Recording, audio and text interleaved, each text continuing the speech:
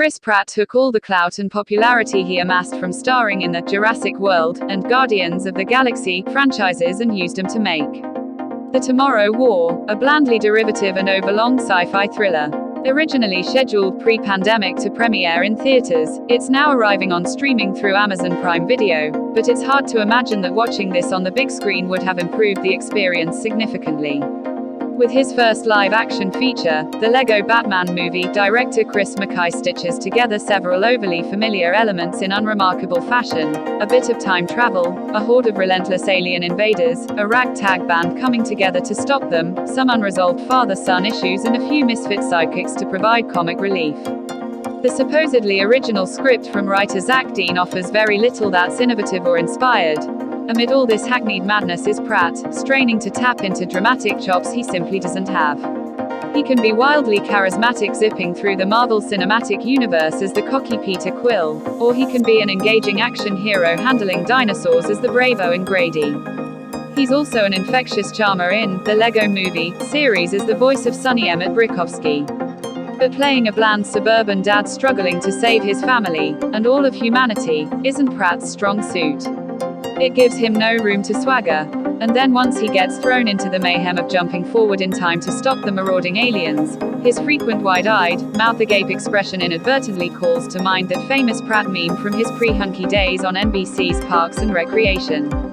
Then again, we'd probably all react that way to being thrown 30 years into the future and then dropped from the sky into a high-rise rooftop swimming pool, as Pratt's character is in the film's opening sequence. Human visitors from the year 2051 have traveled back in time to the present day to warn us that an alien invasion has besieged Earth, and civilians must leap ahead 3 decades to help fight them. That's how decimated the population has become. Among them is Pratt Stan Forrester, a mild-mannered high school science teacher and Iraq War veteran.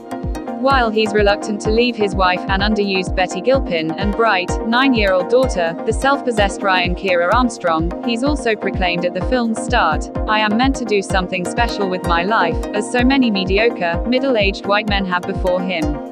This is the thing. Before he gets sapped, though, he must confront his estranged father, a seriously buff J.K. Simmons, which provides an opportunity for overacting and an indication of the histrionics to come. And as he's getting fitted with the armband doohickey that will transport him to the future for his week-long tour of duty, he learns he's going to die in 7 years anyway. Among the other soldiers in his troop are the nervous tech nerd Charlie, Sam Richardson of Veep, and the wisecracking weirdo Nora, Mary Lynn Racegub. There's not much to any of these characters. What they're all forced to confront upon arrival, whether they're ready or not, is an army of albino creatures known as white spikes. They scamper and gnash, have tentacles that strangle and slash, and they make a staccato growl like the sound you hear in Predator. They also look extremely cheesy, either individually or en masse.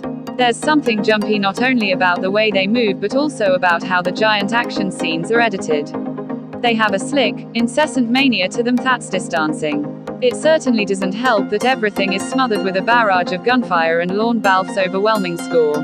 Through it all, Pratt runs, grunts, shoots or yells, "New," in slow motion. A lot. And that's some of his more believable work here. Less impressive are his scenes with Yvonne Strahovski as the no-nonsense colonel delivering orders. She connects with him, in part, because of his military background. The Handmaid's Tale standout is also the actor who emerges the most unscathed from this slog, delivering clunky, expository dialogue within this wild setting with surprising understatement. Pratt, however, seems outmatched opposite her. In the last half hour, The Tomorrow War finally gives in completely to its alien influences, with ear-splitting shrieks and blood and yellow-green fluids squishing and spewing everywhere.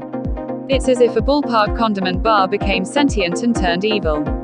This is the point at which things finally teeter over into so bad it's good territory, but by then, it's too late. And anyway, in the future, no one can hear you scream.